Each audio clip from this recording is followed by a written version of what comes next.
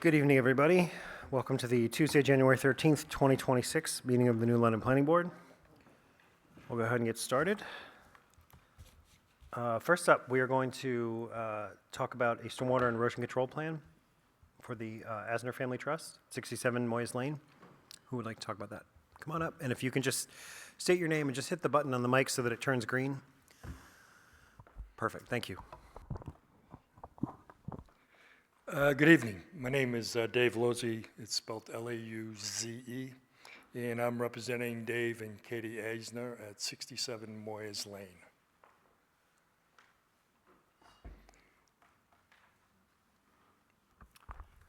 So if you'd like to walk through the stormwater management and erosion control plan as far as what it is they're planning to do with the porch additions, and then how that impacts the impervious area. Looked like a small increase, which is what landed you here. So if you just want to walk through that, I have the plans up on the screen and I can sort of follow along for folks. Yeah, what they propose to do is there's a deck there right now, and they propose to remove that deck that is on the side of the house and propose to build a 11-foot 9 by 32-foot 9 deck with a roof over the top. And we had this surveyed and designed with Doug Granby, and we acknowledge and know the procedure for silt vent and erosion control with the silt vents and silt socks to prevent erosion control. And the increase was from, the existing was 21% and it's going to 22.1%. So applications between 20 and 30% land here for you folks to review the stormwater and erosion control plan. And they have received their NHDES permits already, Yes. and that plan was submitted to DES as part of that application.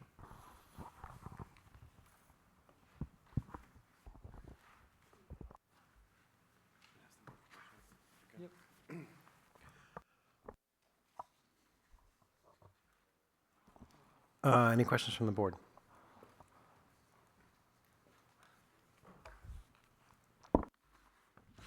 From the public, any questions, comments? Okay.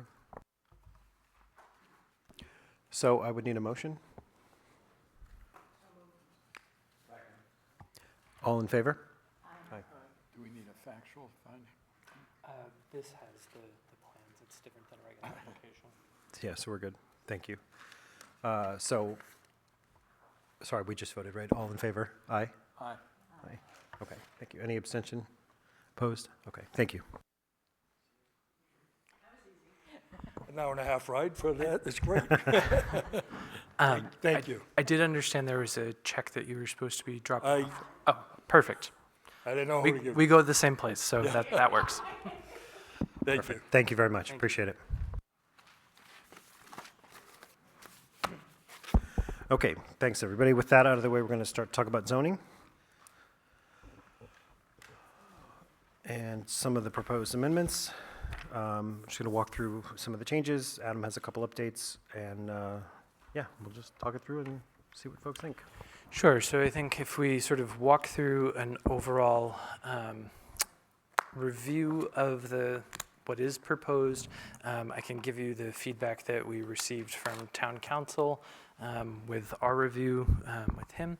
So in the first one, the accessory dwelling unit, I think everyone is probably aware that the state has changed the law regarding accessory dwelling units. We can no longer require that a conditional use permit be utilized as a approval process for ADUs. We must by right allow the attached and detached ADUs through the building permit process. So we had to make some modifications in order to accommodate the changes in state law. Those are primarily here you see the strike-throughs of the process that we used to adhere to that we can no longer adhere to. And then when you get a little further down, you see the red text are the items that we have added to it. One of those new stipulations is that an ADU may not be on rented or leased land. All applicable setbacks shall be met. New constructions or additions subject to the legally non-conforming Article 20. In the second page here, you see that we got a bit more specific on the square footage that is allowed, that the ADUs may be 1,000 square feet as has been allowed previously, with the exception of ADUs that are in the Shoreland Overlay District being limited to 750 square feet, and ADUs that may be constructed using a manufactured home. Also limited to 750 square feet. Our town attorneys paid special attention to this section, wanting to make sure that we were complying with the state's law for reasonable and realistic opportunities for manufactured homes, and that we were not singling them out in a way different from single-family homes. And because the provision also exists for single-family homes in the Shoreland overlay, he felt that that was enough similar that it was okay to leave that.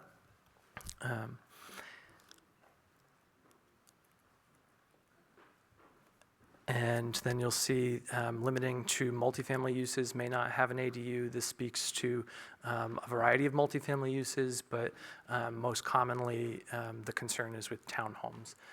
So any, like Hilltop, for example, development would not be permitted to have an accessory dwelling unit with it. We can no longer require the parking be on site. They could have an off-site parking that is leased. We just say that it shall be, parking shall be provided off-street, but off-site could be as long as it's not on the street, and that a garage can meet that. Now, the version we've got up on here is what we left it after the December meeting with. Mike Courtney, town council, did make a couple of modifications that he suggested we include. It is the same phrase in two places here that we add. So instead of, it would now read, an ADU shall conform to the requirements of a single-family dwelling, including, but not limited to, is the phrase that he wanted us to add. Provisions for water supply and sewage disposal meeting the requirements of this ordinance and applicable state regulations. In these lower, he did have us add that phrase again with an additional sentence so that now small numeral 11 is all applicable standards of the zoning ordinance, including overlay districts and town regulations, including but not limited to septic health regulations shall apply, except accessory dwelling units may be converted from existing structures, including but not limited to detached garages, regardless of whether such structures violate current dimensional requirements for setbacks or lot coverage, which we had that last phrase in there in a shorter version. But he would like us to add those two included but not limited to sections. I don't know if you want to take these one by one and do. So obviously we're here for you folks to weigh in and for the public to weigh in. The process for tonight, this is the first of potentially two hearings. If there is a amendment tonight that you are comfortable moving forward, that you have not proposed a substantive change, you can make that motion that it go forward. If you want to make a substantive change, we can make that change and hold a second hearing in 2 weeks. Mike and I, the town attorney, discussed whether the phrase "but not limited to" was substantive.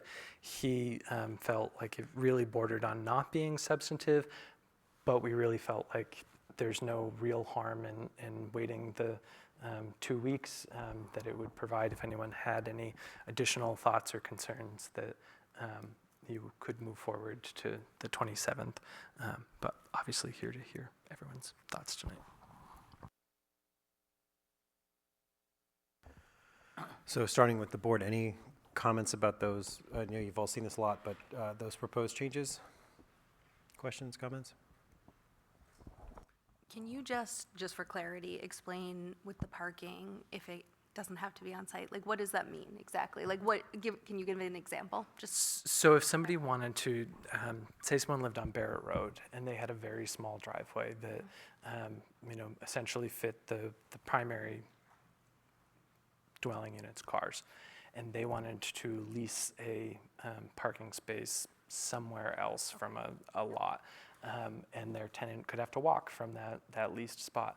That now has to be allowed. Okay, perfect. Obviously, in communities like New London across the state, that's a very foreign concept that, there's not like there's for-profit garages that lease out spaces like there are in, more urban areas.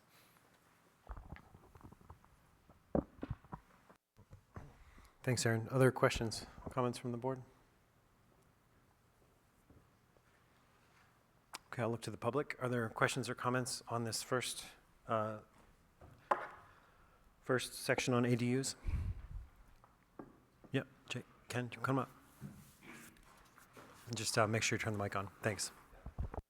I'm Ken Jakes. I just wanted to ask a quick question. Most of these are geared towards the water precinct.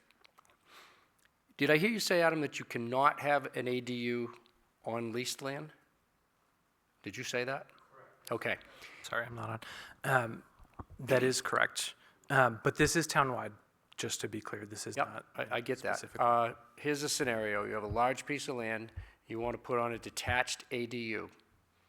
It's some ways away from the main building. Can that be sold, the ADU? No, and that existed in our ordinance previously, so it's not. So something- it has to be the same owner? Correct. Okay.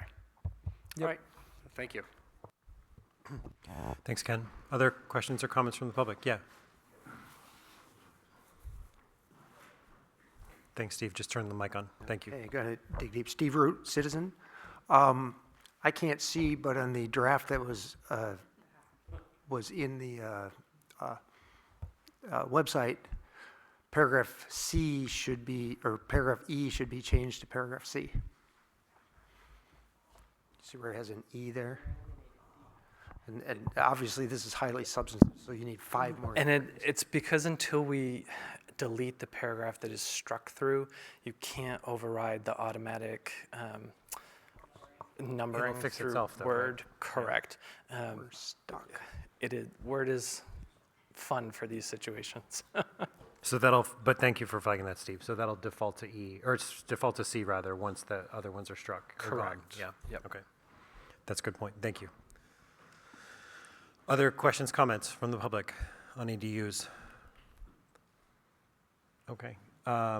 So for the board, I agreed with Adam and Town Council that even though it's a pretty minor thing, it doesn't hurt to wait. So I would advise that we would wait until 2 weeks from now to move that forward. Does that work for you? Yep, so what you would do is make a motion that you are supporting the proposed changes of adding the language of included but not limited to, and that would, the next hearing would be the 27th at 6:30 PM at Whipple Hall.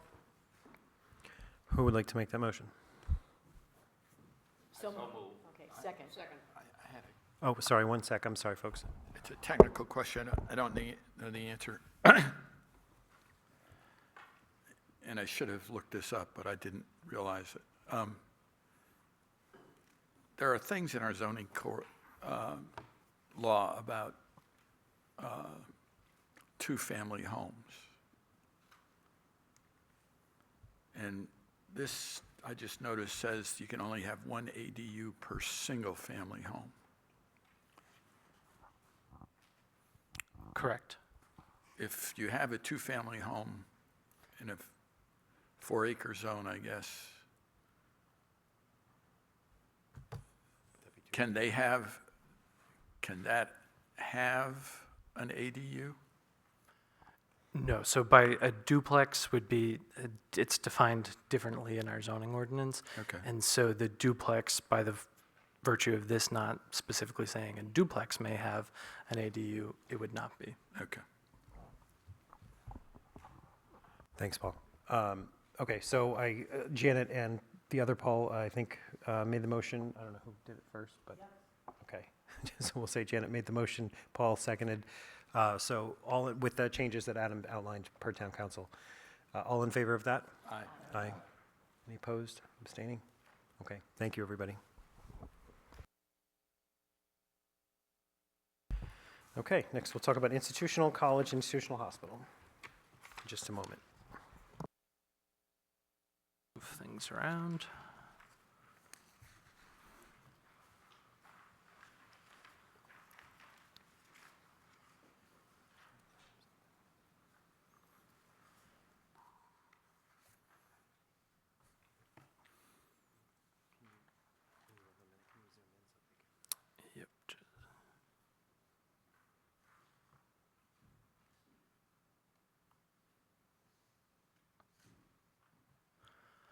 Okay, so for those of you who have been following along with the process, this is one of the items that came out of the Housing Opportunities Grant and the initiatives to look for potential modifications that could be made to support housing. Obviously, the hospital and the college have been very vocal about their need to diversify housing for staff potentially in the future, and wanting to make sure that they have the flexibility to do that. And so the consultants worked with the Housing Commission first, and the Housing Commission brought to the Planning Board, and then you all worked collaboratively on this modification, including not only some of the housing aspects of it, but a few other things like child and adult care, making sure that that is codified in both zones as use. And then in the hospital's situation, the phrase licensed medical facility no longer means quite what it used to at the state level. And Lori and Lisa could probably say this better, so jump in if I don't do this right. But most medical offices are no longer considered licensed medical facilities. That's a sort of higher bar now.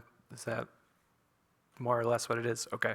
And so they asked that we change that outdated term there. And so that is the sort of broad-based overview of these to propose additionally modifying the height allowances in these units or in these zones to make sure that they provide adequate options for them. We talked about the nursing building being required to get its variance to go up to the height of the existing academic structures on the front of the campus. And so that is basically the overview. I do want to, Peter Stanley stopped by the office yesterday and pointed out that when the consultants initially put this together, they grabbed the 2024 institutional zone, which predated the field lighting section that was added at the 2024 town meeting, which didn't actually have any proposes being changed in that section this year, so which is probably why none of us caught that. We were not working that section. It really does not need to be a part of the posted amendments because we are not making any changes to that section of Article 10. And so I did today go in and take the consultant's document and just delete that portion out so that it is focused purely on sections 1 and 3 where the amendments are made. And the notice, the public hearing notice, and the agenda were very specific to 1 and 3, so hopefully it didn't create too much confusion for folks, but thank you for bringing our attention to that, Peter.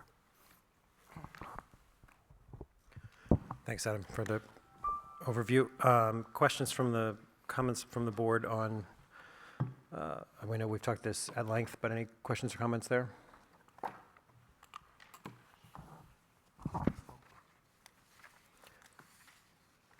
Okay, I'll ask the public. Questions or comments? Yep, coming up. Peter, if you want to come first, just turn the mic on. Thanks. I probably have too many. Aside from the obvious fact that college, certainly at this point, because of the availability of the, if you look down under A, uses permitted, number 1, about the 5th line down, college facilities and activities not specifically enumerated herein may be allowed as a special exception, provided that, in addition to the findings required by Article 21, the Board of Adjustment shall determine that such use be compatible with the spirit and intent of the zoning ordinance. And this would suggest to me that if the college wanted to develop housing for the college, for staff, they would have the means to do this under this particular provision. But what this really, in the first paragraph, sounds like and smells like is, gee, how can we have multifamily housing somewhere other than just in the commercial district? And this is a way to maybe get that to happen. But they're not making it clear whether this is something that is in any way for the hospital or for the college. Quite the contrary, it's left up in the air and made fairly clear that it's for everybody else. And that leaves me wondering what happens with intent when, for instance, the college now got this, if this land is rezoned for the hospital, land that we know has its own problems that others are going to speak to, I think. If they sell that land and it has nothing to do with the hospital institutional zone district, except that now you can build multifamily there, what have we accomplished? This is not for the college, and it's not necessarily for the hospital. This is an attempt to simply expand the area where multifamily is available. Now, that said, throughout this document that has been done by someone, there are countless errors and failures to use terminology that exists in the rest of the zoning ordinance. For instance, I go down to A, uses permitted, line 2, single-family residences. Well, that's not a use that we have elsewhere in the ordinance. It's single-family dwellings. And density is always expressed elsewhere in this, elsewhere in the ordinance as families per acre. Family being defined as, one or more persons. So none of the terminology in here is correct with what the rest of the ordinance uses. Terms are not, for instance, the term residence is not defined in our ordinance. However, dwelling unit is, and family is, and other units that are consistently used throughout the rest of the ordinance are defined. And any professional working in this field should certainly be able to figure out that they need to have this be consistent with the rest of the ordinance. This does become then a legal document. And what somebody meant doesn't matter. It's what it says, not what it means. So having the words be correct is vitally important, I think, in developing any zoning regulation or amendments thereto. Number 3, looking further Peter, down, height Peter, regulations. Peter, I'm sorry, can I interrupt you Yep. real quick? Would it be okay if we just sort of took things one by one so we could get Absolutely. feedback from, and then we don't lose things in a list? Yep. So as far as the number 2 with the concern for, I think I can speak for everybody that yes, dwellings, thank you for catching that. We will make those updates. As far as making sure that they support the intent of the college, if there was language added to that clarified Would say to for staff and other persons, or something that would at least attempt to suggest that the college has something to do with it. And, of course, the same for the hospital. So one of the things that I noted in meetings, looking at the Something Meadow Common that they were proposing for the Crescenti property,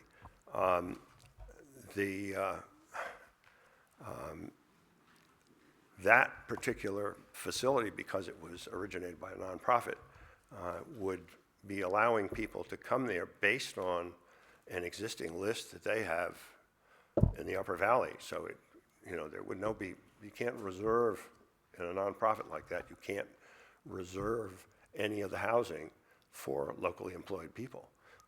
That's the misnomer that's happening here. Yes, it would provide housing for the region, but not for the hospital or necessarily or the college.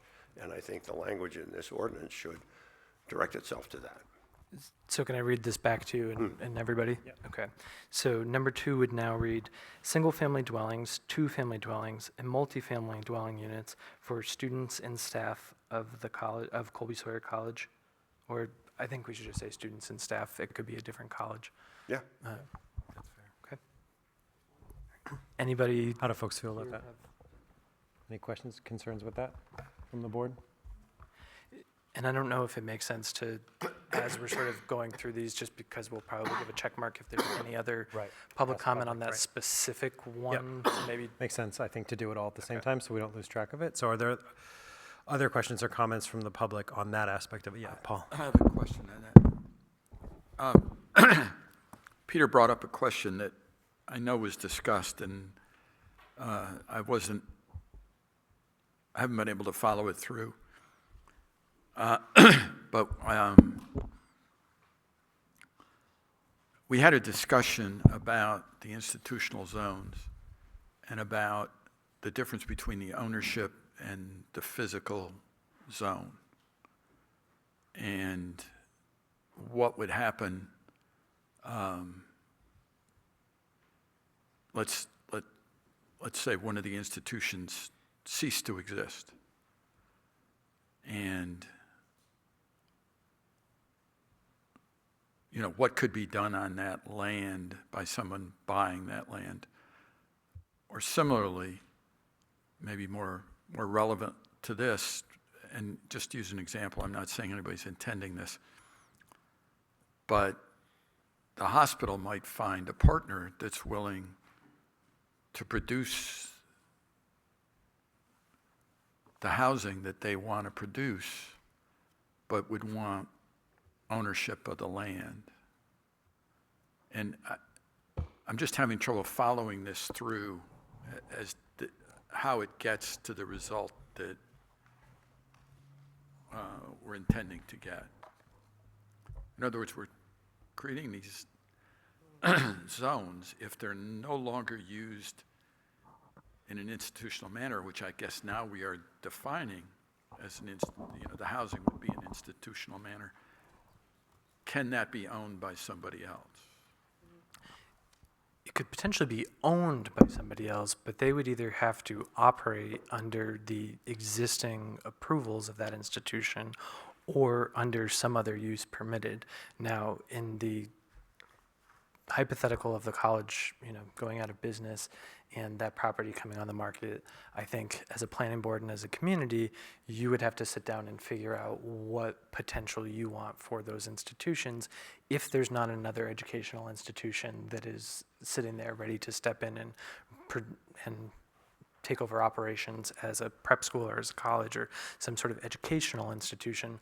Obviously, very unique piece of land, very unique structures on it. It would not lend itself to be a single-family neighborhood, right? And so at that crossroads, you would have to decide what is the future and what is the allowable uses that you would like to pursue on a parcel like that. But as far as somebody else coming in and buying it, they would have to either stay business as usual with what is operating there, or look to the zoning ordinance for what other uses are permitted and undertake one of those. There's always the variance, the sort of the red herring, but that's always a totally different ball of wax. Well, that's why adding the language that you've just suggested is very important. I don't want to, get in too far into the weeds on this, but, it's been very common for institutions to partner with other people to build what they want built. And so I guess, again, the hospital, the land that is vacant at this point, if they found somebody that wanted to come in and wanted to develop that, but they wouldn't do it without title, because it now is part of the institutional zone, does that allow that or doesn't it, I guess? I think it would allow that as long as, assuming that this is the language that stays in here, as long as it supported the staff and the students. And so if the college entered into a 99-year land lease or whatever they, format they wanted to do, we can't necessarily dictate ownership, we can dictate the use. And so if the use conforms with the zoning ordinance, then they would continue to be able to do that. This is different, obviously, from the ADU, where the RSA specifically gives us the power to control whether or not the ADU is owned separately. Right. And so we've taken the path of controlling that and having that as part of that. We don't have that here. So, and you're right, Paul, this is not wildly outside of the norm. We've had this example in New London, just off of the institutional, where Harry Snow and the college entered into a 15, 20-year agreement to house students. That was obviously not on the institutional, but pretend that it was. Pretend the institutional had crossed Siemens Road. They could have. Now, there's probably a very particular contract in place between those two organizations for what happens if the relationship goes south, how long, all of those things. But as long as it supported the use that was an approved use of the zoning ordinance, it could happen. And is that the same thing with the hospital? I have kind of a similar, and I'm like hesitant to ask because I don't know if I'm opening up a can of worms, but you have, when we were talking about some of the other changes we made, primarily I think when we were talking about the definition of family, we were discussing how there are things that we can actually control or know, and there are things we don't, like we're not gonna go in and be like, oh, are you related, right? Like when that was the thing. How, in a case like this, because I understand it's the intent, right? The intent is to have housing for people who work there. How does that work? Obviously, if we have it in here, there's some control initially. But if it's not owned by, say, the hospital or the college, how does that long-term, how is that sustainable? Or is it? I guess it's more of a curiosity, and I don't know if there's anything we could do to change. I think adding that in there is probably the thing we need to do, but is there anything we can do for that? Yeah, I mean, I think in that situation, you would be able to ask a landlord to prove that the tenants are fitting those silos that you are stipulating in the zoning ordinance. The family definition, that which we'll get to in a minute, gets even trickier because the state has now said we can't. And so it's a slightly different ball of wax, but in this situation, I believe we would be able to. Now, it's not something you can just see with your own eyes where somebody is working or if they're taking a class necessarily. And so there'd be investigation behind that. Right, It's so not the best we can do is kind of be very clear about intent, and then that's kind of our best case. Okay. Right. Yep. Thanks, Aaron. Thanks, Paul. Other questions or comments from the board? So do you want to just read that one part again, just at the end of the sentence, Adam, just and then I'll ask the public again to weigh in? Sure. Yep. So single-family dwellings and single-family dwellings, two-family dwellings, and multifamily dwelling units for students and staff. Okay, thank you for that. Thanks, Peter. Are there questions or comments from the public on that? I would just ask Peter to stand aside if there are, and then we can continue with his questions. Ken, did you have a question? Can you just come up, just so we can record it? Sorry to be a pain. I didn't understand what happens if the college or the hospital chooses, now that this land is going to be zoned as institutional with all of these little things that they can do with it, what happens if they choose to divest themselves of that piece of land? It's still going to be zoned institutional, and it'll still have all So of those running with it, right? If the college sells their parcel, whoever buys it has to operate just that way. And as Peter mentioned, there was an alternative path already in here to get housing. The approach is to streamline that path, not require it to go to the zoning board to get a special exception. So from that stance, it sort of is already allowed. Obviously there's a different path required, but if somebody divests themselves of the college, then they either need to be operating a college or fulfilling these uses that are permitted. Okay, thank you. And same in any of the institutional, theater, whatever it may be. Thanks, Ken. Are there other questions or comments from the public on this part of it? And Peter, just so that we can assume everywhere where it says two-family residences, single-family residences, that Dwelling. we're making those changes. Yep, thanks for flagging. Throughout. Yeah, thanks All, for flagging. everything you're doing throughout, you need to have commonality of terms that already exist in your Yep, no, understood. I think it's a function of having looked at this so many times that it starts to, I get it. blur. I Yeah. get it. Number 3, height regulations. I know for a fact that absolutely no one involved with creating this document bothered to speak with the fire department. The existence of a height regulation is specifically for the fire department, so that the fire department is not placed in a situation where it cannot perform normal firefighting evolutions. That's why the limit is 35 feet throughout town. Now, the college existed prior to that. Some of those buildings are not able to be dealt with the equipment that we have.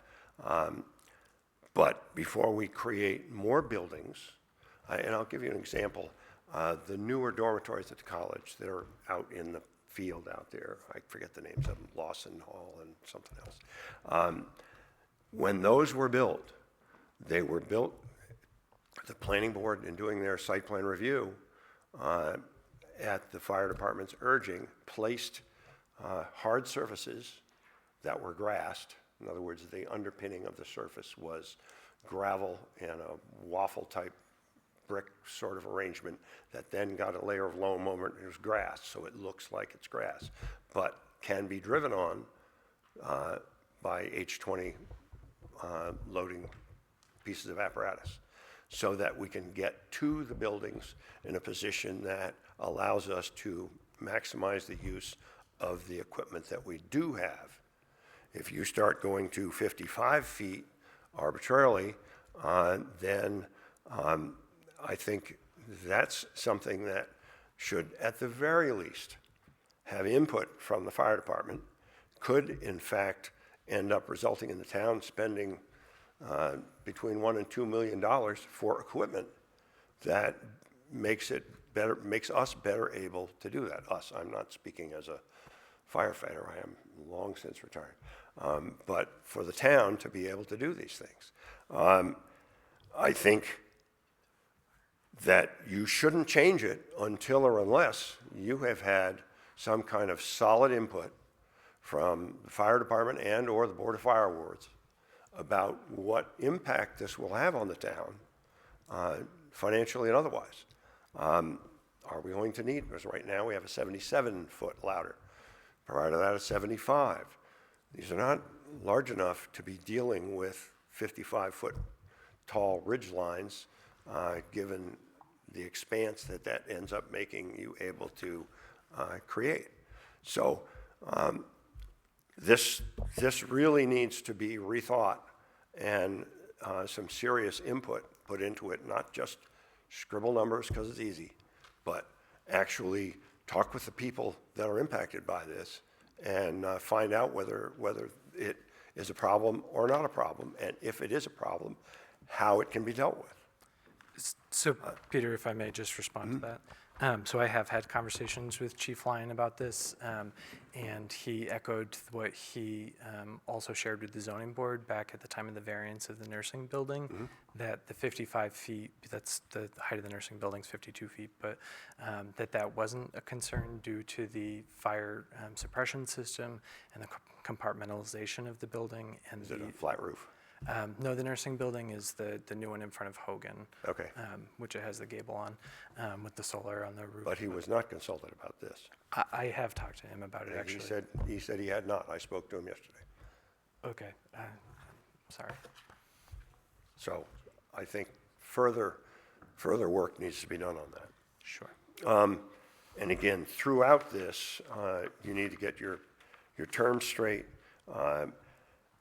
Where you talk to yard requirements, sometimes there's density in there, and density has to be referred to in the same manner throughout the ordinance, and not willy-nilly here and there as units or residences or buildings or structures or anything else. They need to be talked about in the terminology that's already existing in your definitions.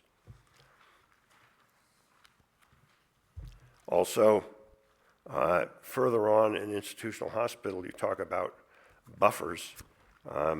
What you're really requiring, if it's a buffer for no structures, it's not really a buffer, it's another setback. So it should be addressed as such, not suggesting that somehow there's some minimal amount of vegetation that needs to be present. This is just no buildings within 75 feet. And that should be reflected in the language very clearly. It's not actually a buffer, it's a setback.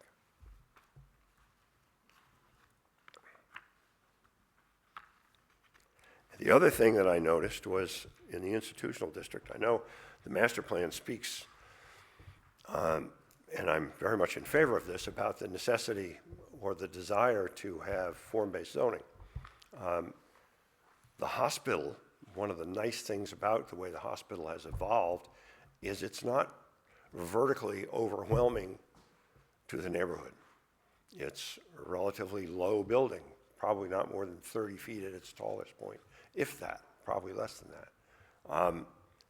And to go now to 45 feet with multifamily residences, which should also have the same caveats that you just added to the college institutional district, where appropriate.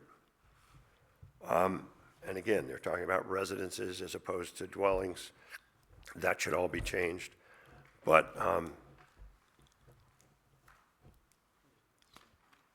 that is not in keeping with the goals of your master plan in terms of form-based zoning, having much taller buildings being introduced in that area. And lastly, I was certainly glad to hear that this was not a product of the planning board and Adam, that this came from outside. I would urge the planning board to use its own resources for this sort of thing and try to generate a better quality product, because it's something somebody has to enforce. It's something property owners have to live with, and being accurate and correct and enforceable should be the goal of any ordinance that we create in the town.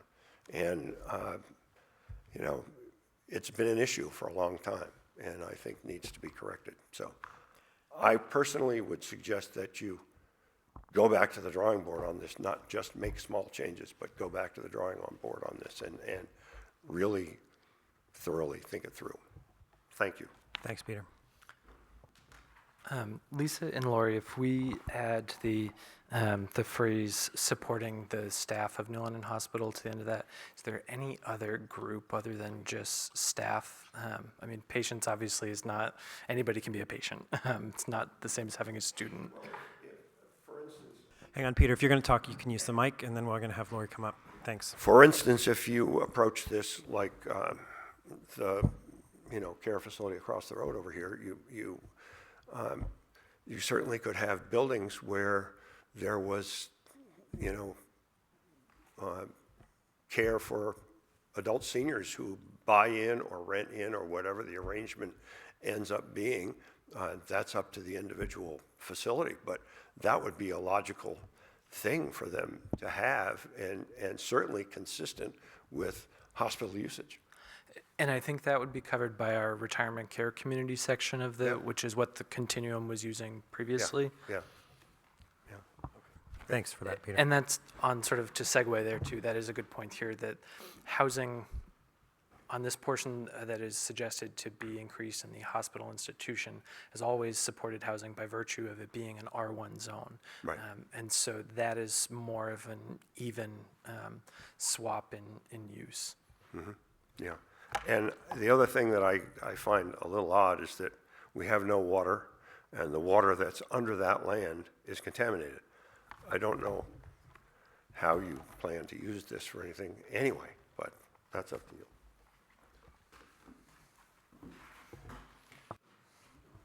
Lori Underwood, Chief Operating Officer at New London Hospital and New London resident. Adam, to answer your question, I think that, we have, it's staff, absolutely, but also we have, they may not be staff, they may be students or residents, or we also have people who are not technically New London Hospital employees, but they work within our building. They may be part of the system employees. So I don't know how that might work, but they literally work in our building every day or the majority of their time.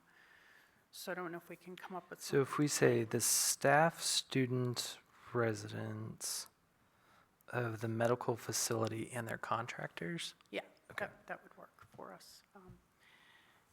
Yes, and Peter, you are correct that right now, we couldn't do anything on that property. I guess we're trying to think about the long-term future, and that ultimately, we're optimistic that that will get solved.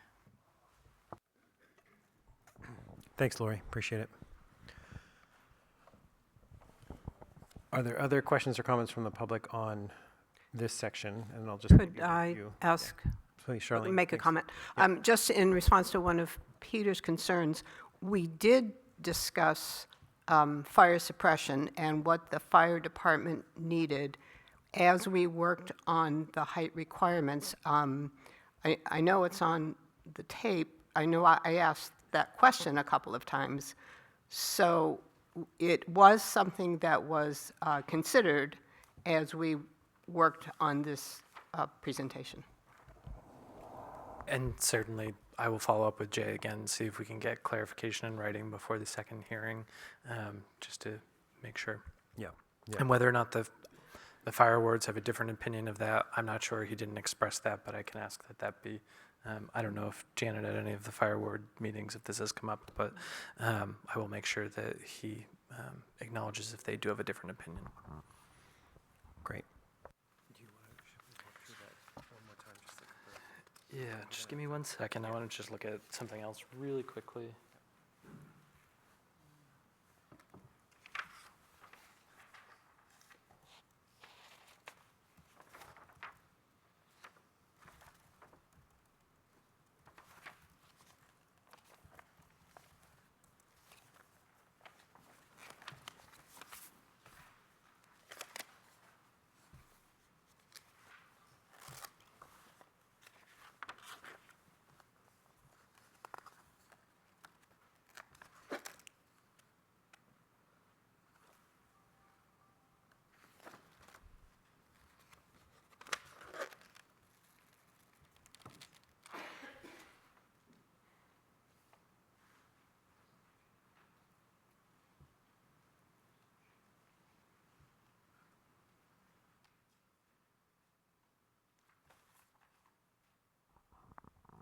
So just wanted to look really quickly at the retirement care community to make sure we were.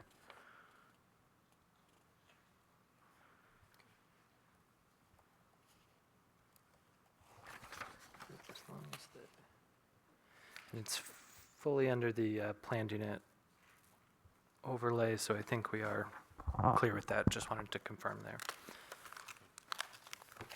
Does it make sense to go through this real quick?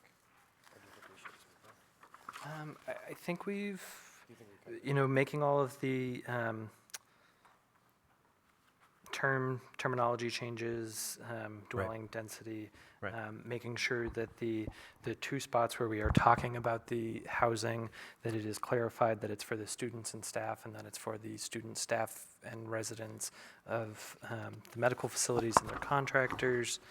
I think I will confirm with Chief Lyon and ask that he put that in writing, and then modifying the language to the two usages of buffer be changed to setback.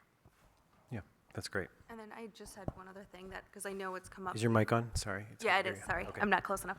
I feel like, I remember asking, actually, we've discussed the height, and I think the 45 feet, just for, I guess to reiterate, because I know I asked this, that matched what was previously proposed, correct, for the retirement section? So like, this is not like a new number, is that correct? And also, there was discussion that there was something, and I forgive think me, I'm there's trying sort to of remember, there two was. discussions kind of Yeah, getting yeah. together. There's the retirement care community. our building height is taken on an average at grade Yes. around the perimeter. Yep. So there were portions that exceeded 35 and portions that Yep. were under 35, so that you get to the average. Right. And then Lori spoke in depth about which I think maybe she wants to do now too. I know, I just want on to do like the Cliff height Notes version, of right? Just to make sure the we actual touch on it. hospital in that Yes, discussion. okay, as well. perfect. So the hospital is the same kind of thing because it sits in that, and I think that's where it, you know, it appear, I mean, certainly portions of it are lower than 35 feet even. We do have a variance for screening for the air handling units on the main building that's near the road.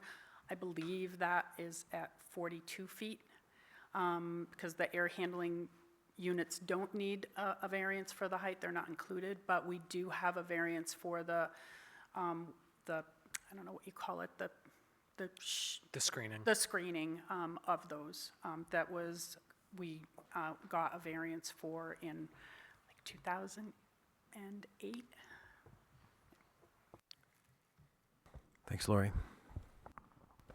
And just for the context of that conversation too, a lot of it was about being able, the hospital, for if they need future expansion, to be able to utilize the existing footprint of the institution and not necessarily have to spread out further on the site.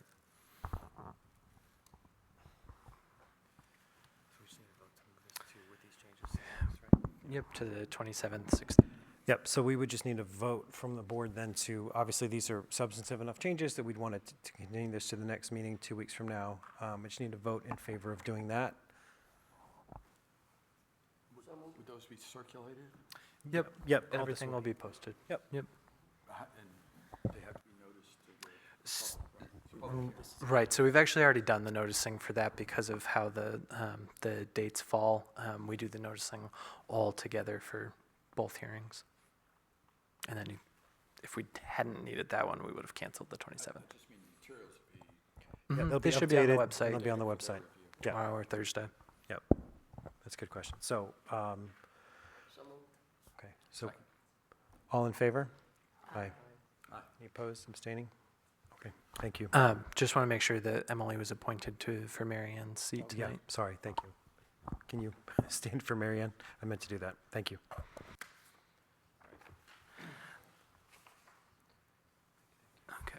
Okay. Let's do the change in definition to family since it's fairly gutted at this point. So had a conversation with the town attorney about this, and specifically about the meat of our definition previously can no longer be part of the definition.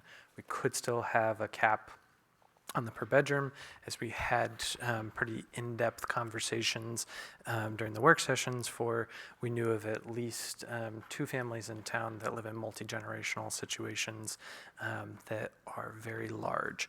And coming up with that cap and that threshold that didn't impact actual families as we all understand them to be from occupying at this point was very difficult.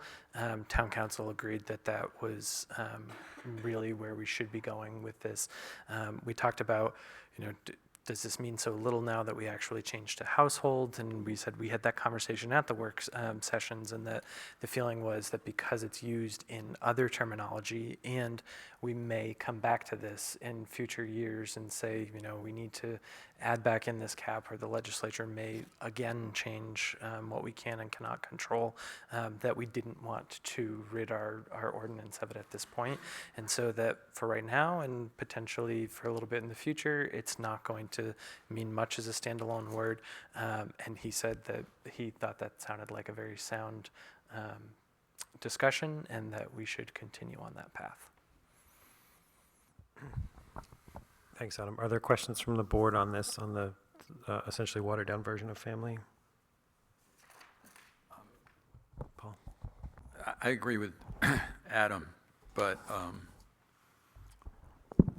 I do think we need a project for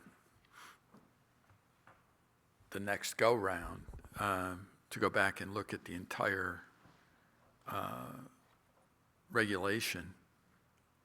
There are places where the word family has been used where it has assumed that there's a limitation.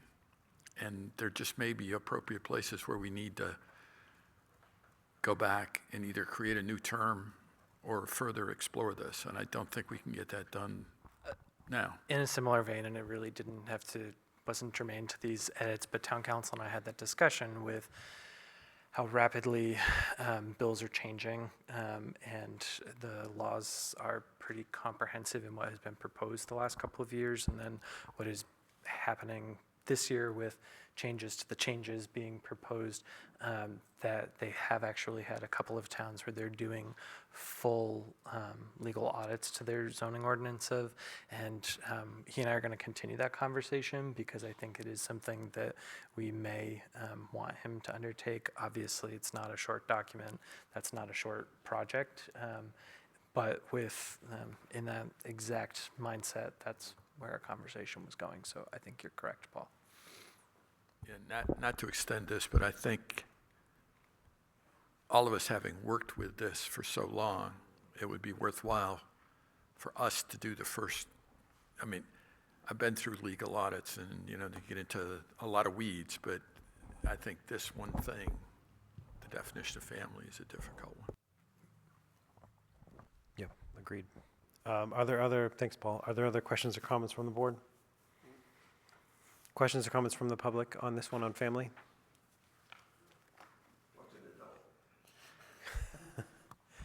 State, If you want to come up and use the mic, just, it's helpful so we can record it. I don't mean to be a pain, it's just we want to make sure we get on video.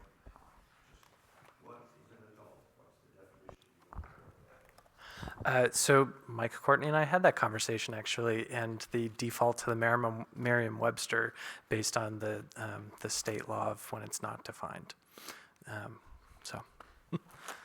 And it's the specific edition, and I can't remember the quoted one. I'm sure you've had to go down that path in your career too.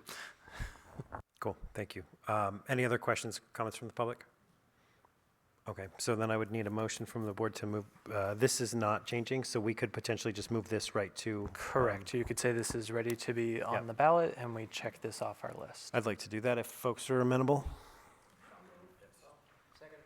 So Charlene motioned, Emily seconded, all in favor? Aye. Any opposed or abstaining? Okay, thank you. It's off the list. Okay.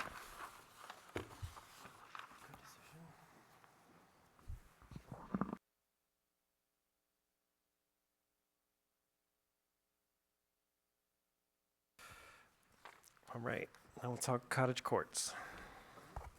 Okay, so for those of you who maybe have not attended the housing forums in the past, this may be a new concept, but looking around and seeing most of the familiar faces, I think most of you have maybe seen this before, but this is a newer housing concept that is being, I'm just trying to find some visuals to help us here, but that is being pursued on the East Coast really for the first time. It's been has a longer tenure on the West Coast, these small developments. I would say that if we look at our historic settlement patterns, some of our oldest villages in New England actually fall into this this aesthetic sometimes. Peter, I oftentimes use the Stanley Farm as, you know, New London's very first cottage court, and that it's the clustering of the small cottages around a common shared green space with some private space, but the intent is to limit the size of the structures so that they are, while they may not actually be affordable as we know affordable in the capital A definition on a HUD level, that they are more affordable simply by the virtue of they are constrained in size and in opportunity, and they provide a housing option in a lot of communities that doesn't exist. There's not a lot of smaller 1,000, 1,200 square foot homes for people who may be on the setting out side of life and the people who may be looking to downsize side of life. Another common New England approach approach to this were the cottage colonies. So also in Elkins, obviously, you can see where the Cahill's cottages used to be is kind of like this, where the, why am I blanking on the name of the ones that still exist right there in Elkins? Charlene? Rocky Point, thank you. The Rocky Point cottages that are still there. In some ways, this design style really supports that, where it's the shared sort of campus of these small mixed communities. So that's sort of the overarching piece of this. There's a lot of detail in here because this is an entirely new section of the ordinance that would go into one of our vacant articles. And so I'll sort of hit the high points so that we can lay out, what a cottage court looks like. And then I know we have some housing commissioners here tonight. If they have anything that they want to add, they worked really hard with the consultants through this before they brought it to the planning board. Maybe they'd want to add things. And then, certainly Tim, you can go from there. So in cottage courts, this is somewhat unique to the residential development of New London in that there are a lot of constraints on aesthetics and design. So controlling how far they can be apart, how close they can be apart, which we have in various pieces in the cluster and other things, but this is much more strict and holds it to an even shorter building height and focusing on a single floor plan with potentially a half story upstairs with a small percentage of the units within the development being able to go up to a larger full second story on 30% of them, so that you really do end up with a cottage aesthetic to the development. Now that's not saying that they're all going to be exactly looking like this. There could be a different architectural design, but the overall feel of it would still be the cottage size. Additionally, it gets into specific set-asides for the minimum amount of outdoor space per unit that you have to set aside. In this case, it's a minimum of 800 square feet of common open space per cottage unit, and then dictating how that common open space is laid out so that you make sure you end up with the units actually facing onto this center sort of miniature New England common. And so that all of the buildings have their sort of private outdoor space that fronts on the public outdoor space. So you're creating that sort of community exchange that's common in a lot of our historic downtowns. You get into dictating the floor ratio or floor area coverage rather, which is not something we typically do, that the ground floor area may be up to 1,000 square feet, and then getting into how that will be broken out if you're going to go up to the maximum for the 25% of the units that may be larger, up to the 1,800 square feet.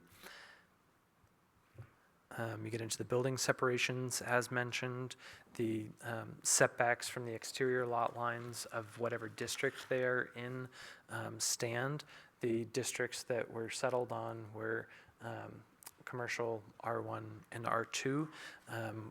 Initially, it was proposed to include this in the ARR, and through the Housing Commission and Planning Board discussion, felt like ARR was not homogeneous enough to say that this could fit in the entire zone, that at this point that it didn't really make sense to put ARR, that there could be a time in the future where we say there are some spots in ARR, and if we want to look at that using an overlay district or something that sort of tailored to the spots of that zone where it did make sense, that may be something to pursue down the road. You get into the tree and the vegetation conservation to the extent possible when they exist in the first place, and then to how those clusterings can present. And so allowing a small number of duplex within the single family units, and then maximum units on a whole development being 12 units in one development. So in this case, if that were in the commercial zone, that would be just over an acre of land that they would be required to achieve that 12 units. Currently, we would have about 8 units on an acre of land, or 5,000 square feet per unit. So this would allow for a very small density, the trade-off being the very controlled and prescribed design standard, whereas in the multifamily, you could build your multifamily building to look like any generic multifamily. Right, with a maximum of 2 clusters per development that are on separate tracks, but being done in one process. Controlling the off-street parking that must be, and then also making sure that there is a pedestrian connection, that if the public sidewalk exists and serves the tract that is being developed, that the tract include interior pedestrian connection to that public sidewalk to help to foster a more pedestrian environment if the sidewalks are already there.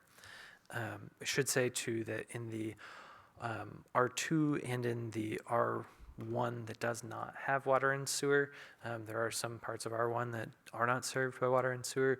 The density drops back to the amount in which the soils can support for a well and a septic system, and at no time should they be greater than the 10 units or the 6 units that is provided when they do have access to public service. Correct. Likely, the lot soils would control that to be less than the 10 and the 6 units, but they could not go higher if it did support higher. I think that's more or less the Cliff Notes versions. I don't know if Peter or Kathy, Housing Commission, if there's anything you want to add to that, or? No, nothing to add. Peter Nichols, Housing Commission and resident. No, nothing to add, Adam. This is a new concept, and by virtue of the work sessions with the Planning Board and the Housing Commission, we've looked at a lot of different limitations and measurements and how to quantify it and qualify it, and I think this is a big step forward. I think with the first one, we're going to learn maybe how to do some tweaking, but like any good zoning, oftentimes it's not perfect when you launch it and you make adjustments going on. Zoning represents living documents as to how the community changes and grows, and this meets, hopefully will start to meet a need that we have in our town. Thank you.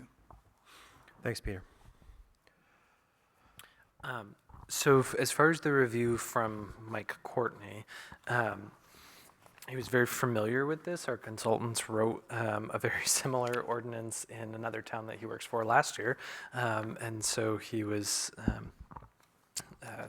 he sort of saw what was coming. He did make a suggestion that I will pull up here.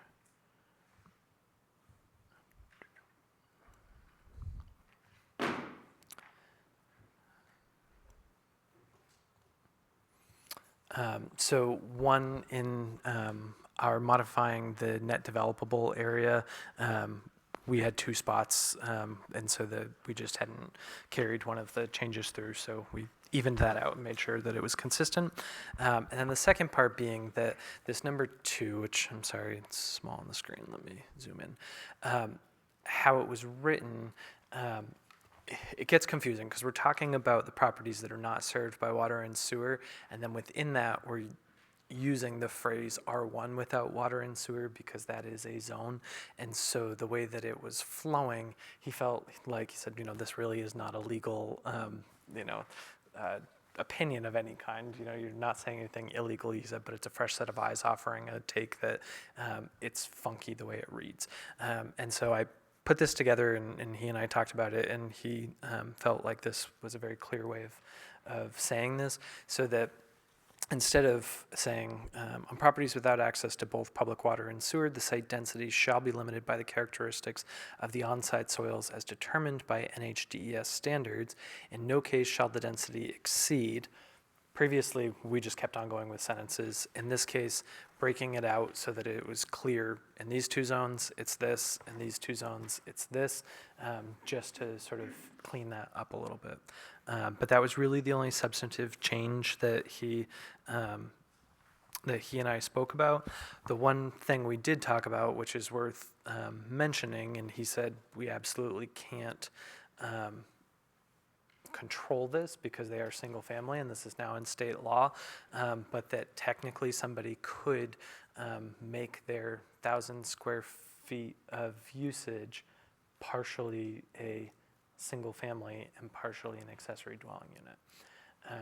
And so he said, you cannot write something into the cottage court regulation to limit that because state law is requiring us. Obviously, that is a very niche use where someone is going to say that they are going to retain ownership of the whole unit and live by all of the statutes of the accessory dwelling unit in a very tiny space and dedicate that other portion to an ADU and still have the parking in the tight layout of a cottage court. And he said, you know, in his opinion, it would be very difficult for that to ever play out, but that, you know, we should make sure that that is noted. Adam, what you were reading previously about the sewer and water, and you read on, and I think, I'll tell you what you said.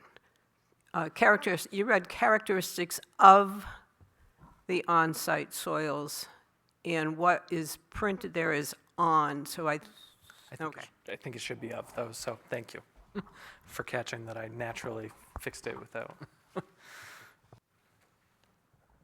Thanks, Charlene. Yeah, Paul. Adam, I think we've defined net developable area. I don't think we should restate it there. 5 years from now, somebody make a change. Okay. If it's the same. Yep, I think it is the same, and I just wanted to make sure it ended after deducted.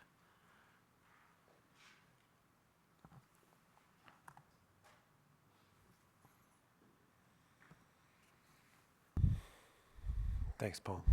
Are there other comments from the board, questions?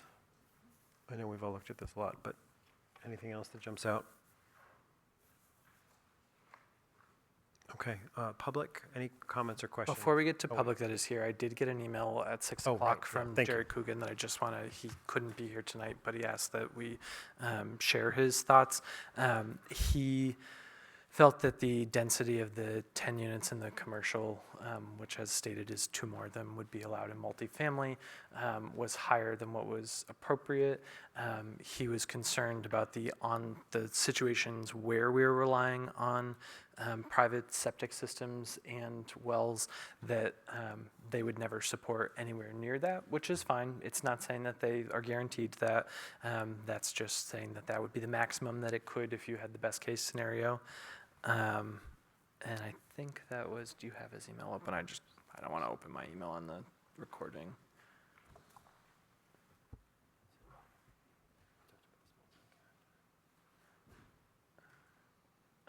And just overall felt like he wanted to make sure that it was consistent with the intent of maintaining rural character. I don't want to interrupt. Yep, I think that summarizes his. To go back to your ADU thing, I'm confused. We had a discussion. I've been away. I see it as very difficult to deed these properties out other than as condominiums or rentals. I mean, we're not creating any ability to subdivide for the 12 units, right? Or the 10 units, the 6 units. Well, I mean, they'll be subdivided in that they will each own their own interest, just the same way as someone at Highland Ridge owns their own interest, or Seasons, anywhere like that. But there would not be individual lots associated with that interest. It's going to be owned, they're going to have a lot of common area. Correct. Everyone will have their 1/10 or 1/8 or whatever. But that'll be common area, that's not deeded to them. Right, they'll have a deeded right to that common area, but they're, other than their private outdoor space being in the confines of theirs, the common. But that's common Correct. in condominiums or whatever. And I actually So wonder. there are no single-family homes here to attach an ADU to. Yeah, and with us adding the provision in our ADU at the same time that multifamilies may not have ADUs, we may actually have, Well, condominiums shouldn't have ADUs either, right? right, because those are multifamilies. But condominiums like townhouses that are attached are a much easier concept when these are fully detached. So you essentially end up with a Grapevines or a Fenwood in look when you're not seeing the invisible lot lines. Yeah, that's an interesting question. But they're not subdivided. Right. They are. It is a subdivision process to own your individual unit, but that is an interesting question, Paul, and perhaps I need to have another conversation with Attorney Courtney on that would these actually fit the definition of single family, even if they are the sort of state More worried, definition? if they would, I'm more worried about it. I think we have some real problem. I mean, we've got to somehow make these multifamily.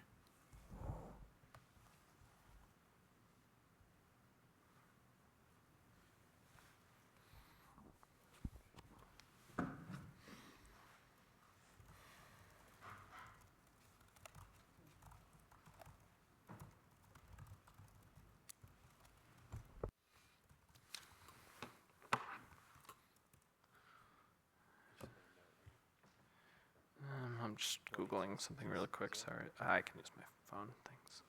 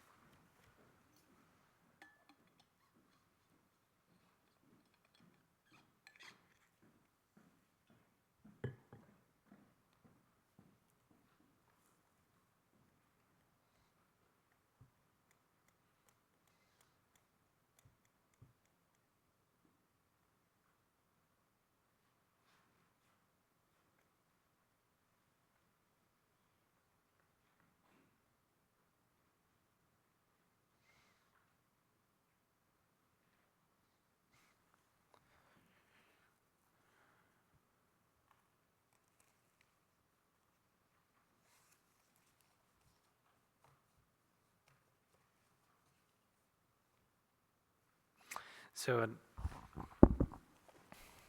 New Hampshire Housing has a guidance document with the frequently used terms and definitions from state law. So for single-family housing, any detached dwelling unit meant for one family to reside in, a single-family home has no shared property, but is built on its own parcel of land. So I think, correct, so that it would be sheltered from the requirement of the RSA to allow single-family dwelling units to have. I think what that means in here is where we have allowable uses, we may need to say detached dwelling units and two-unit structures and not use single-family and duplex, which have very specific meanings, obviously, that this isn't really fulfilling. How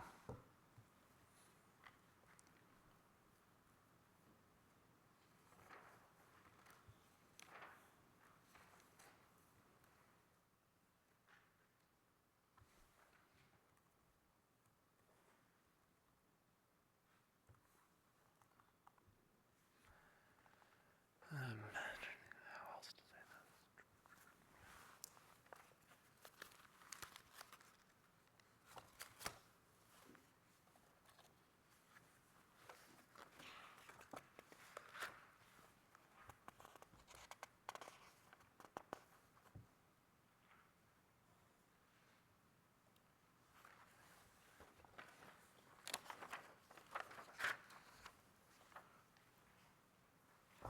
Just doing a quick check of our definitions to see if we have any other possible phrase to use that already exists.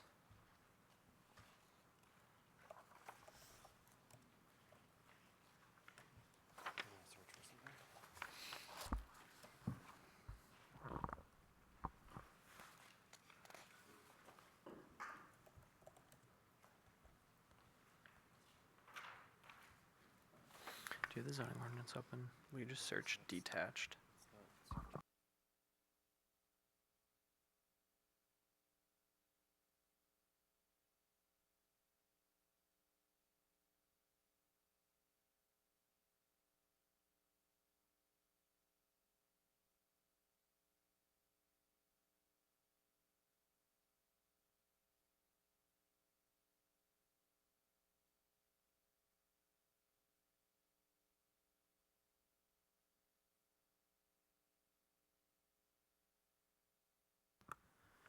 This is an interesting situation where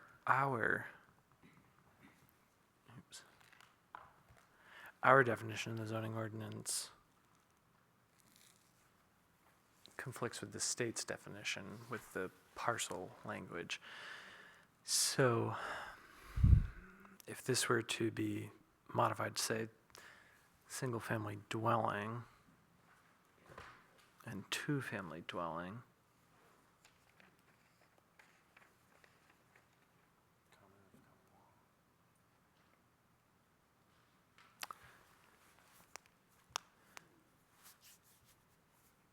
because using single-family dwelling would still fulfill our definition of a detached residential dwelling unit designed for and occupied by one family only. Doesn't mean that it meets the state's definition of single-family dwelling unit, which is what is required in the RSA, that we allow those, as they define single families, to have an ADU.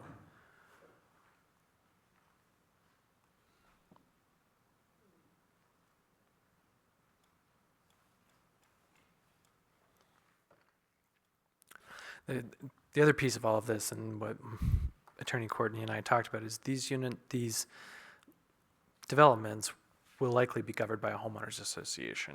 There's not really any way around that, which will almost guaranteed have a provision that doesn't allow any further subdivision of the right, whether it's actually a subdivision of the interest or just the division of the unit into more units. So it's highly unlikely that this, between the physical constraints of the design of a development meeting this and also adding an ADU and the potential homeowners association governing it, it's highly unlikely. That doesn't mean it's impossible, that you couldn't get an HOA of like-minded people who all wanted an ADU, I guess, but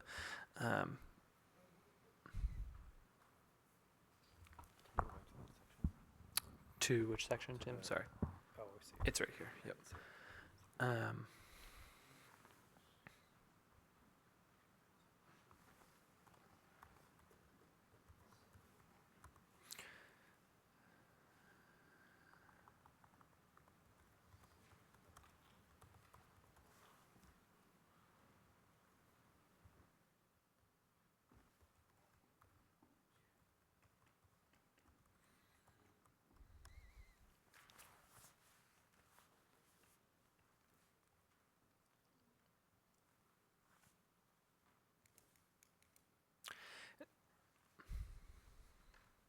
I mean, by our usage, and this is the defined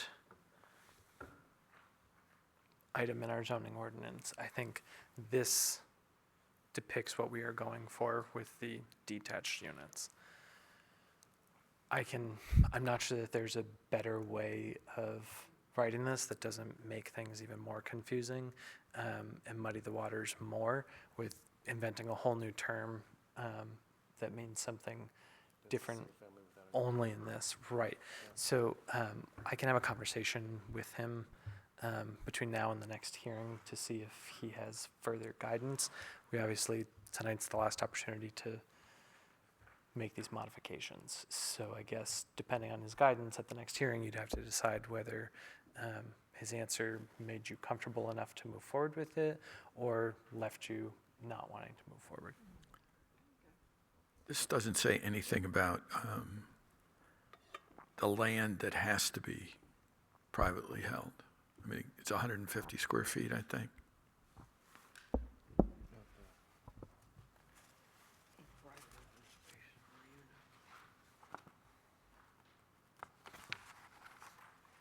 You're talking the private outdoor space, Paul? Yes. Okay. Yep. if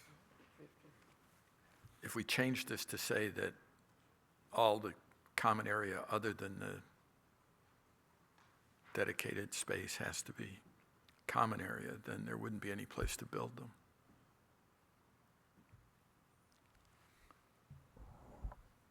So you would add a sentence, sorry, you would add a sentence after 1 to just further expand on that, to say potentially? I'm saying that's a potential way to do it, but if you have a 6-unit development on 2 acres, that's a lot of common space. People are going to want bigger backyards, probably.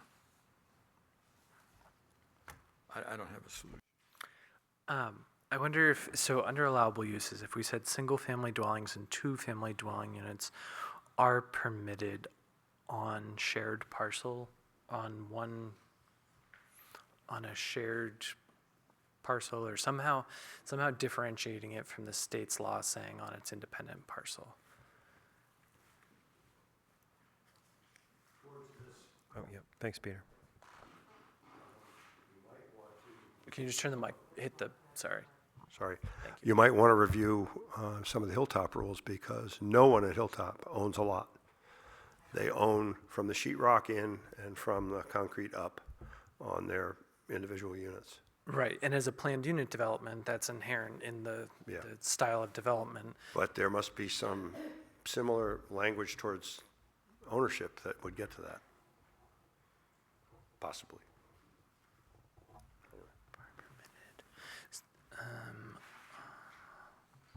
I think that's going to be the normal way that it's done, is the homeowners association is going to not allow it. So if we said single-family dwelling and 2-family dwelling units are permitted occupying a single common parcel of land?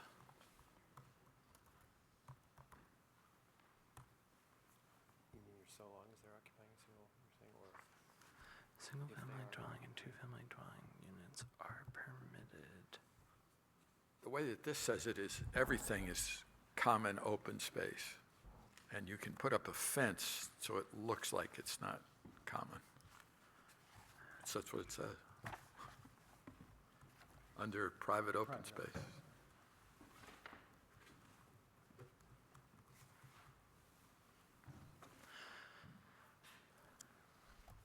So if we said single-family dwelling and 2-family dwelling units are permitted and shall occupy a single shared parcel of land, which by further clarifying that, it makes it clear that it doesn't meet the state's definition of single-family.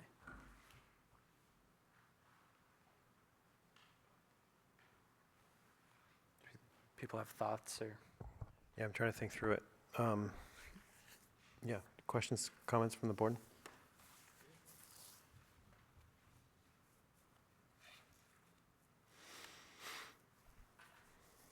So for clarification, if there's a cottage court being built on a plot of land that consists of 6 units, is it assumed that one person owns the land or one entity owns the land, and the people living in those units are either renting or owning the building that they live in? So it would be set up similar to a planned unit development where when you purchase your unit, it comes with a divided interest in the common area of the parcel. So it wouldn't be rented per se, it would just be, if there are 10 units in this development, that you are buying your specific unit and 1/10 interest in the overall land. Am I buying it or might I be renting it? Somebody's buying it, whether that person turns around and rents it to somebody, they Okay. could. No, it could be done as a total rental.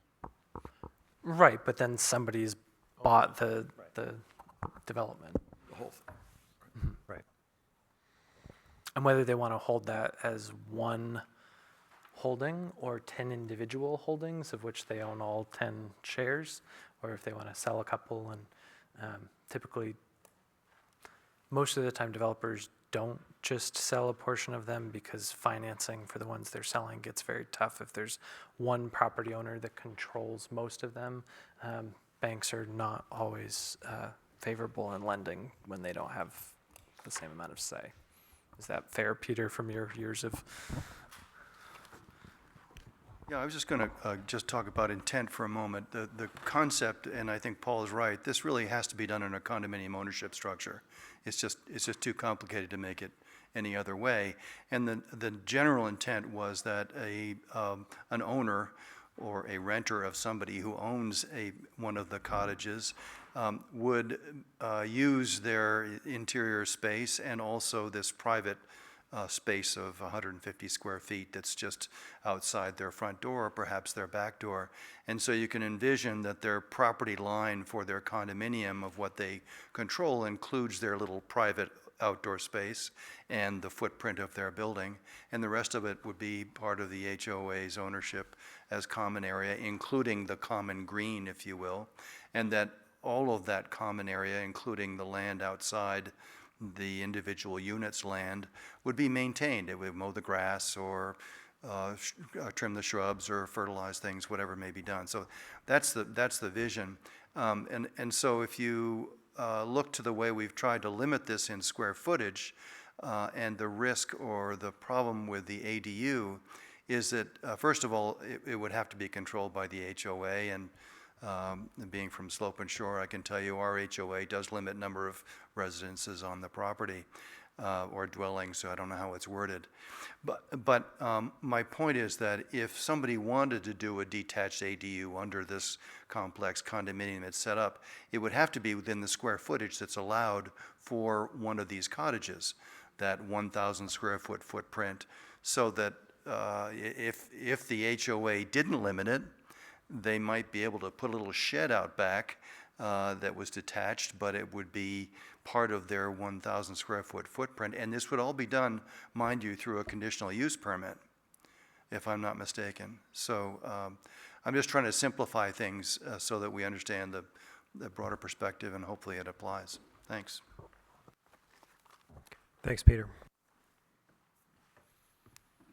So do you have a sense, do you feel that that is getting us closer to tightening the I think reins so. there? I think so. It gets at the same principle of a planned unit development without using the phrase planned unit development, because that is so specific to other parts of our zoning ordinance which do not match the parameters that we have set forth in this, that we really can't use that as the phrase, unfortunately. So I think it accomplishes what we're going for. I will check in with town council again and see if this changes his thoughts on things. Does that work for you, Paul? I'm fine with that. Yeah. Are there other questions from the board on this, on what Adam's concocted? I don't mean that pejoratively, sorry, just put together. Yeah, I was just going to do that. Okay, and then from the public. Ken, you had a comment? Come on up, thanks. Please, yep. I assume, listening to you, the HOA would own the road infrastructure? Not necessarily, just like any other development that comes into a town. If they designed it to town standard and they approached the selectmen to take that over, and the selectmen voted to approve the road layout and take the deed to it, there's potential for that. Just curious. I think in developments like this, that's probably not. Yeah, I think so too. The other question was, if you had a development like this and it was serviced by municipal water and sewer, and municipal water was not available, is there an alternative for them, and does it change the density if I think I know what the alternative is? The density could be reduced if their site doesn't support, whether it's sewer or whether it's water. If they can't attach to the public utility and the site doesn't support the flow that they need to support 10 units or whatever, then yes. But in theory, anybody could put their own well in. Obviously, it can't be contaminated, all of these things that we know. Doesn't hold true for the sewer necessarily. The state law for sewer, that if you have an occupied dwelling unit within 100 feet of the existing sewer, you have to tie in. Water's different, obviously, but in theory, yes. That's fine, okay, thank you. Thanks, Ken. Are there other questions or comments from the public? Okay. So then what we'd be looking for a motion for would be to move forward with the amendments to the proposal for the 27th, including the change to the formatting of Article 2, or Section 2, rather, and under the density, sorry, let me just get there so I can Read it. show you everyone. Delete the repeat of the definition. Yep, did Yep, that. so number 2 under density, deleting the net developable area repeat of the definition, and then modifying the allowable uses. Yep. Does everyone see that at 6? So that's what would this motion would encompass. Would someone like to make that motion? So moved. Okay. Paul Vance made the motion. Emily seconded. All in favor? Aye. Any opposed or abstaining? Okay. Thank you. Okay.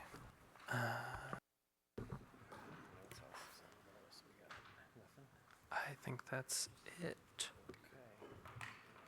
So So we'd be back on the 27th, just gonna say. 6:30.